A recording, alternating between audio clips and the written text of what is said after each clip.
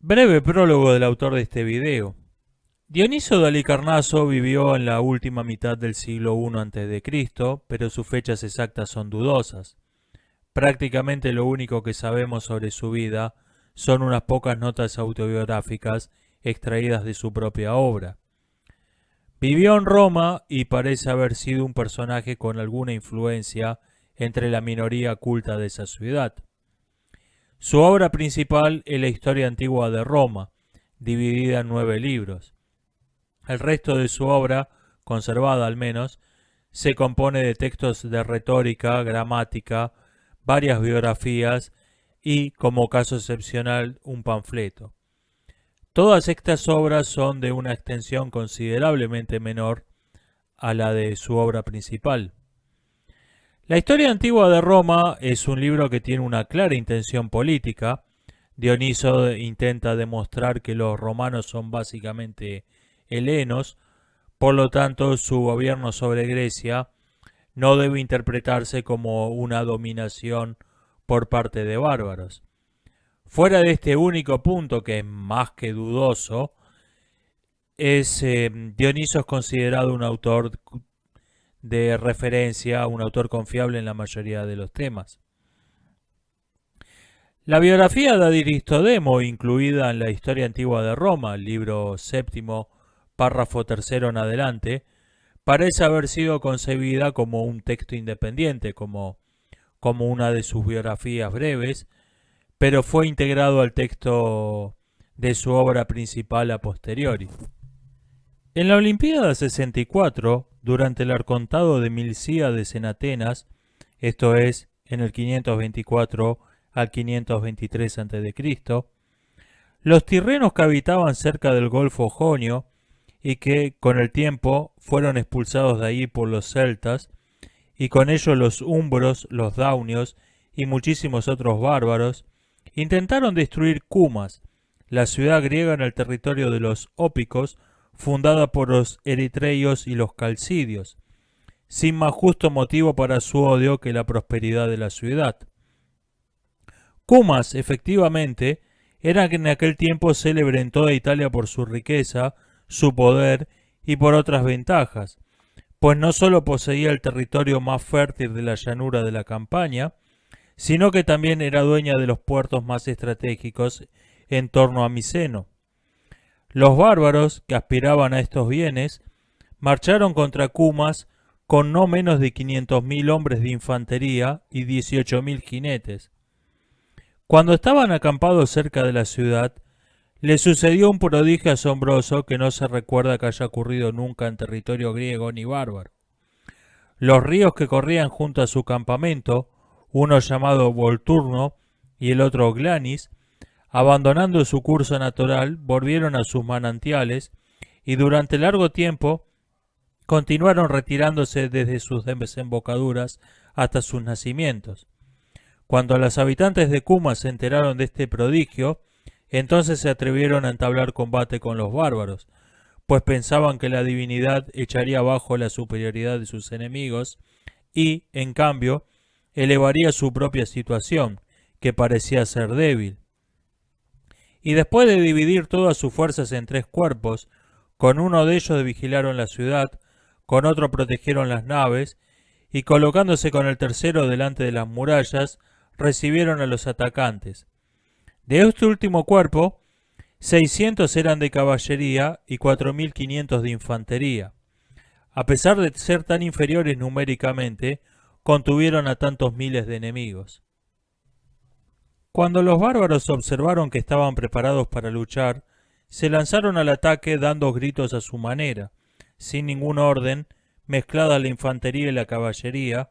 confiados en aniquilarlos a todos. El terreno ante la ciudad en que entablaron batalla era un estrecho desfiladero rodeado por montes y lagos, propicio al valor de los cumanos e inadecuado para el gran número de los bárbaros. En efecto, al caer y pisotearse unos a otros en muchos lugares, pero sobre todo en torno a las zonas pantanosas del lago, la mayor parte de ellos pereció a mano de sus propias tropas, sin ni siquiera haber llegado a enfrentarse con la línea de batalla de los griegos. El gran ejército de infantería, derrotado por sí mismo, huyó, desperdigándose cada uno por su lado, sin haber realizado ninguna acción honrosa. La caballería, sin embargo, entabló combate y dio a los griegos un gran trabajo. Pero, como no podía rodear a sus enemigos por la estrechez del lugar, y como la divinidad ayudaba a los griegos con relámpagos, lluvia y truenos, tuvo miedo y se dio a la fuga. En esta batalla todos los jinetes cumanos lucharon brillantemente, y se reconoce que ellos, especialmente, fueron los artífices de la victoria.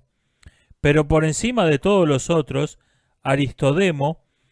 pues mató al general enemigo después de haber resistido solo el ataque de otros muchos valientes guerreros. Al terminar el combate, los cumanos ofrecieron sacrificios de agradecimiento a los dioses y enterraron con magnificencia a los muertos de la batalla. Y después se enzarzaron en una gran discusión sobre los premios al valor para decidir a quién debían concederse la primera corona.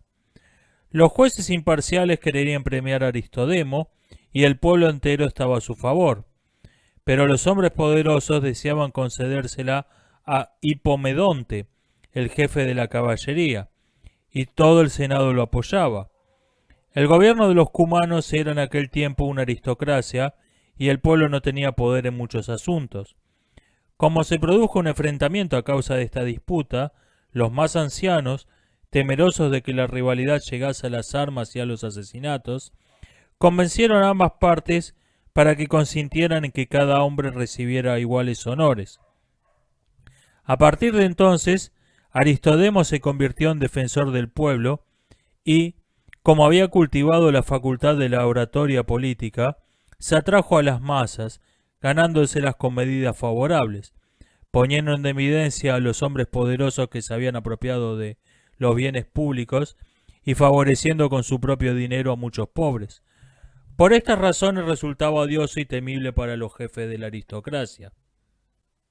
20 años después de la batalla contra los bárbaros, llegaron ante los cumanos unos embajadores de los aricinos, con ramos de suplicantes, para pedir que les ayudaran contra los tirrenos, que estaban en guerra con ellos, ya que, después de que Porcena, rey de los tirrenos, se reconcilió con Roma, envió fuera a su hijo Arrunte, que quería adquirir un poder propio con la mitad del ejército. Arrunte había puesto asedio a los aricinos, que se habían refugiado dentro de las murallas, y pensaba tomar la ciudad por hambre en poco tiempo. Cuando llegó esta embajada, los hombres destacados de la aristocracia, como odiaban a Aristodemo y temían que realizara algo perjudicial para la forma de gobierno, comprendieron que tenían una magnífica oportunidad para quitárselo del medio con un buen pretexto. Después de convencer al pueblo para que enviara 2000 hombres en ayuda de los aricinos y designar como general a Aristodemo por su indudable brillantez en las acciones bélicas, tomaron las medidas con las que suponían que él o moriría en la lucha a mano de los tirrenos o perecería en el mar. Cuando recibieron poder de senado para elegir a los que serían enviados, no alistaron a ningún hombre distinguido ni digno de mención, sino que escogieron a los más incapaces y viles de los plebeyos, de los que siempre sospechaban novedades, y con ellos completaron la expedición. Votaron 10 naves viejas, pésimas marineras, cuyos triarcas eran los más pobres de entre los cumanos, y en ellas se embarcaron a los expedicionarios, amenazándolos de muerte si alguno desertaba. Nota: los triarcas eran los hombres más ricos de las ciudades griegas, quienes, a modo de impuesto, tenían que mantener un barco de guerra entre tres. El término los más pobres debe entenderse en un sentido relativo. Cierro nota. Aristodemo, después de dar este solo aviso, que no se le había pasado inadvertida la intención de sus enemigos, de palabra enviarlo para ayudar, pero de hecho mandarle una muerte segura, aceptó el mando. Y zarpando rápidamente con los embajadores de los aricinos, tras una travesía difícil y peligrosa por mar, echó el ancla en la cercanía de las costas de Aricia. Dejó en las naves un cuerpo de guardia suficiente, y en la primera noche recorrió el camino que había desde el mar, que no era muy largo, y al amanecer apareció inesperadamente ante los aricinos. Estableció el campamento cerca de ellos y tras convencer a los que estaban refugiados en las murallas para que salieran a campo abierto, desafió inmediatamente a los tirrenos a un combate. Como el enfrentamiento desembocó en una violenta batalla, los aricinos, después de una brevísima resistencia, se replegaron en masa y huyeron nuevamente hacia las murallas. Pero Aristodemo, con unos pocos cumanos elegidos a su alrededor, sostuvo todo el peso de la lucha y, tras matar con sus propias manos al general de los tirrenos, puso en fuga a los demás y obtuvo la más brillante de todas las victorias. Una vez llevadas a cabo estas acciones, y después de que los aricinos lo honraran con muchos regalos, zarpó rápidamente, pues deseaba ser él mismo quien anunciara a los cumanos su victoria. Le seguían muchísimas embarcaciones aricinas con el botín y los prisioneros tirrenos. Cuando estuvieron cerca de Cumas, echó el ancla a las naves, reunió al ejército y, después de lanzar muchas acusaciones contra los dirigentes de la ciudad y de hacer numerosas alabanzas a los hombres que habían actuado valerosamente en la batalla, repartió el dinero entre ellos uno por uno, compartió con todos los regalos recibidos de los aricinos y pidió que se acordaran de estos beneficios cuando volvieran a la patria y que, si alguna vez se encontraba en algún peligro proveniente de la oligarquía, cada uno le ayudara según sus fuerzas. Como todos unánimemente le dieron las gracias una y otra vez, no sólo por la inesperada salvación que habían obtenido gracias a él, sino porque también llegaban a casa con las manos llenas, y prometieron entregar sus propias vidas antes que abandonar la suya a los enemigos. Aristodemo los elogió y disolvió la asamblea. Después llamó a su tienda a los más bellacos y más atrevidos en la lucha, y, seduciéndolos con regalos, buenas palabras y esperanzas que atraerían a cualquiera, los tuvo dispuestos a ayudarle para acabar con el gobierno establecido. Los tomó como colaboradores y compañeros de lucha,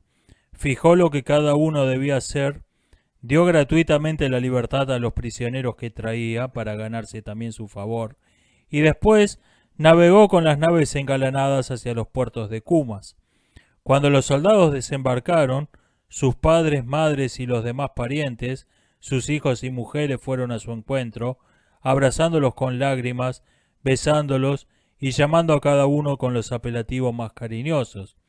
Y todo el resto de la población recibió al general con alegría y aplausos, y lo escoltó hasta su casa. Los principales de la ciudad, y sobre todo los que le habían confiado el mando y habían maquinado los demás planes para su muerte, tenían malas perspectivas para el futuro. Aristodemo dejó pasar unos pocos días en los que cumplió los votos a los dioses y aguardó las embarcaciones que llegaban con retraso. Y cuando se presentó el momento oportuno, dijo que deseaba contar ante el Senado lo acaecido en el combate y mostrar el botín de guerra. Una vez reunidas las autoridades en el Senado en gran número, Aristodemo se adelantó para hablar y expuso todo lo sucedido en la batalla, mientras sus cómplices en el golpe de estado, dispuestos por él, irrumpieron en el Senado en tropel con las espadas bajo los mantos y degollaron a todos los aristócratas. Después de esto hubo huidas y carreras de los que estaban en el ágora, uno hacia sus casas, otro fuera de la ciudad, con excepción de los que estaban enterados del golpe. Estos últimos tomaron la ciudadela, los arsenales y los lugares seguros de la ciudad. A la noche siguiente liberó de las cárceles a los condenados a muerte, que eran muchos, y después de armarlos junto con sus amigos, entre los que se encontraban también los prisioneros tirrenos, constituyó un cuerpo de guardia en torno a su persona. Al llegar el día, convocó al pueblo una asamblea y lanzó una larga acusación contra los ciudadanos que había matado, tras lo cual dijo que estos habían sido castigados con justicia, pues habían intrigado contra él, pero que, por lo que se refería a los demás ciudadanos, había venido a traerles libertad, igualdad de derechos y otros muchos bienes. Tras pronunciar estas palabras y colmar a todo el pueblo de esperanzas maravillosas, tomó las dos peores medidas políticas que existen entre los hombres y que son el preludio de toda tiranía: la redistribución de las tierras y la abolición de las deudas. Prometió ocuparse él mismo de ambas cuestiones si se le designaba general con plenos poderes hasta que los asuntos públicos estuviesen seguros y se estableciera una forma democrática de gobierno. Como la multitud plebeya y sin principios acogió con alegría el saqueo de los bienes ajenos, Aristodemo, dándose a sí mismo un poder absoluto, impuso otra medida con la que los engañó y privó a todos de la libertad. En efecto, fingiendo sospechar agitaciones y levantamientos de los ricos contra el pueblo a causa de la redistribución de la tierra y de la abolición de las deudas, dijo que, para que no se originara una guerra civil ni se produjeran asesinatos de ciudadanos, se le ocurrió una sola medida preventiva antes de llegar a una situación terrible: que todos sacasen las armas de sus casas y las consagraran a los dioses, con la finalidad de que pudieran emplearlas contra los enemigos externos que los atacaran, cuando les sobreviniera alguna necesidad, y no contra sí mismos, y de que mientras tanto permanecieran en un buen lugar junto a los dioses. Como también consintieron en esto, ese mismo día se apoderó de las armas de todos los cumanos, y durante los días siguientes registró las casas en las que mató a muchos buenos ciudadanos con la excusa de que no habían consagrado todas las armas a los dioses, tal lo cual reforzó la tiranía con 3 cuerpos de guardia. Uno estaba formado por los ciudadanos más viles y malvadas, con cuya ayuda había derrocado al gobierno aristocrático; otro, por los esclavos más impíos, a los que él mismo había dado la libertad por haber matado a sus señores; y el tercero, un cuerpo mercenario, por los bárbaros más salvajes. Estos últimos eran no menos de 2000 y superaban con mucho a los demás en las acciones bélicas. Aristodemo suprimió de todo su lugar sagrado y profano las estatuas de los hombres que condenó a muerte, y en su lugar hizo llevar a estos mismos lugares y erigir en ellos su propia estatua. Confiscó las casas, tierras y demás bienes, reservándose el oro, la plata y cualquier otra posesión digna de un tirano, y después cedió lo demás a los hombres que lo habían ayudado a adquirir el poder. Pero los más abundantes y espléndidos regalos los dio a los asesinos de sus señores. Estos, además, también le pidieron vivir con las mujeres e hijas de sus amos. Aunque en un principio no prestó ninguna atención a los hijos de los que habían sido condenados a muerte, después, bien por algún oráculo, bien porque por reflexión natural considerase que no era pequeño el riesgo de que se volvieran contra él, intentó eliminarlos todos en un solo día. Pero como le suplicaron vehementemente todos aquellos con los que estaban viviendo las madres de los niños y junto a los cuales estos estaban siendo criados, quiso concederles también este favor y, contra su intención, los libró de la muerte, aunque estableció vigilancia en torno de ellos para que no se reunieran y conspiraran contra la tiranía, y ordenó a todos que se marcharan de la ciudad a cualquier otra parte y que vivieran en el campo sin ocuparse de nada de lo que es propio de hijos libres, ni oficio ni estudio, sino dedicándose al pastoreo y a las otras ocupaciones del campo, y los amenazó de muerte si se encontraba alguno de ellos dirigiéndose a la ciudad. Estos que dejaron su casa paterna se criaron en el campo como esclavos al servicio de los asesinos de sus padres, y para que en ninguno de los demás ciudadanos surgiera algún sentimiento noble y valeroso, se dedicó a afeminar por medio de las costumbres a la juventud que crecía en la ciudad, suprimiendo los gimnasios y los ejercicios con armas y cambiando la forma de vida que antes seguían los niños. Ordenó, en efecto, que los niños se dejaran el pelo largo como las jóvenes, adornándoselo con flores, rizándoselo y sujetándose los rizos con redecillas, que se vistieran con túnicas de varios colores hasta los pies, que se cubrieran con mantos ligeros y suaves, y que pasaran la vida a la sombra. Y a las escuelas de los bailarines, de los flautistas y de los cultivadores de artes similares, la acompañaban caminando a su lado unas niñeras que llevaban sombrillas y abanicos. Estas mujeres los bañaban, llevando a los baños peines, alabastros con perfumes y espejos. Corrompía a los niños con este tipo de educación hasta los 20 años y después, a partir de ese momento, permitía que pasaran a formar parte de los hombres adultos.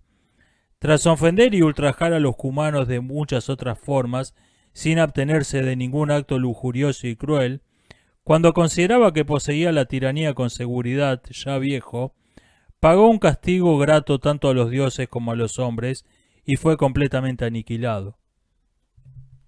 Los que se levantaron contra él y liberaron a la ciudad del tirano fueron los hijos de los ciudadanos que él mandó asesinar, a todos los cuales en un primer momento decidió matar en un solo día, absteniéndose de ello, como he contado, por la súplica de sus guardias personales, a quienes se le había entregado a las madres, con la orden de que vivieran en el campo. Pocos años después, como al recorrer los pueblos viera que su juventud era numerosa y valiente,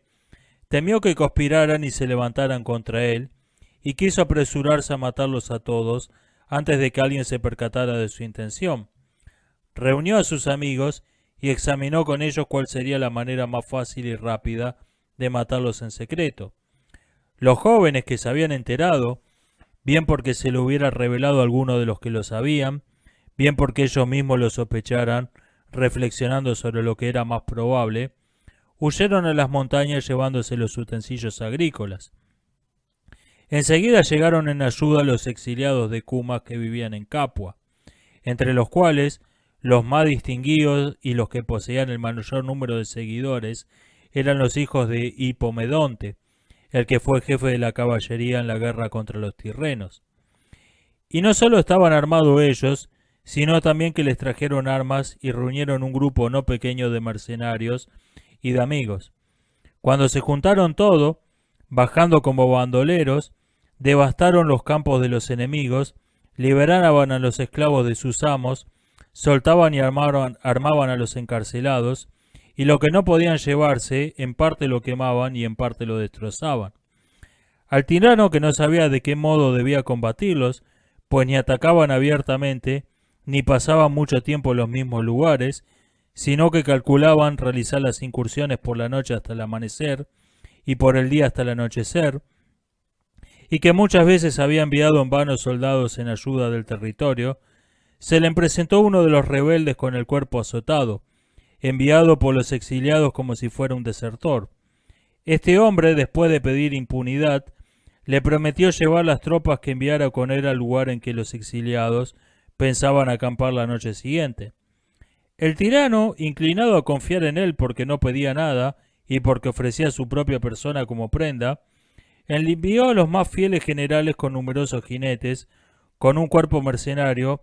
y les ordenó principalmente que trajeran ante él a todos los exiliados, y si no al menos al mayor número posible. Así pues, el fingido desertor condujo durante toda la noche a la cansada tropa, por caminos no practicados, y a través de bosques solitarios hasta las zonas más alejadas de la ciudad. Los rebeldes y exiliados que estaban apostados en un monte cercano a la ciudad, cuando supieron por las señales de los exploradores que el ejército del tirano había salido fuera de la ciudad, enviaron alrededor de 60 hombres, de entre los más audaces, con pieles y haces de ramas secas. Estos, hacia la hora que se encienden las lámparas, penetraron como jornaleros sin que nadie los advirtiera, a través de varias puertas. Cuando estuvieron dentro de las murallas, sacaron de los haces las espadas que estaban escondidas en ellos y se reunieron todos en un lugar. Después, desde ahí, marcharon todos hacia una puerta, mataron a sus vigilantes que estaban dormidos, abrieron las puertas y recibieron a todos los suyos, que ya se encontraban cerca de las murallas, y esto lo hicieron sin ser descubiertos, pues aquella noche dio la casualidad de que se celebraba una fiesta pública, por lo que la entera población de la ciudad se dedicó a beber y a otros placeres. Esta circunstancia proporcionó a todos una gran seguridad para recorrer las calles que llevaban a la morada del tirano. Y ni siquiera junto a las puertas encontraron un cuerpo de guardia numeroso y alerta, sino que también ahí mataron sin dificultad tanto a los que estaban dormidos como a los borrachos, y, precipitándose en masa al palacio, asesinaron como abejas a todos los demás, que a causa del vino ya no eran dueños ni de sus cuerpos ni de su espíritu. y Aristodemo a sus hijos y al resto de su familia, los cogieron a todos y, tras golpearlos, torturarlos y maltratarlos con casi todos los tipos de castigos, hasta bien entrada la noche, los mataron. Después de exterminar completamente a la familia del tirano, hasta el punto de que no sobrevivieron ni los niños ni las mujeres, ni los parientes de ninguno de ellos, y de buscar durante toda la noche a todos los colaboradores del tirano, al llegar el día se dirigieron al ágora. Luego convocaron al pueblo a una asamblea, depusieron las armas y restauraron la tradicional forma de gobierno.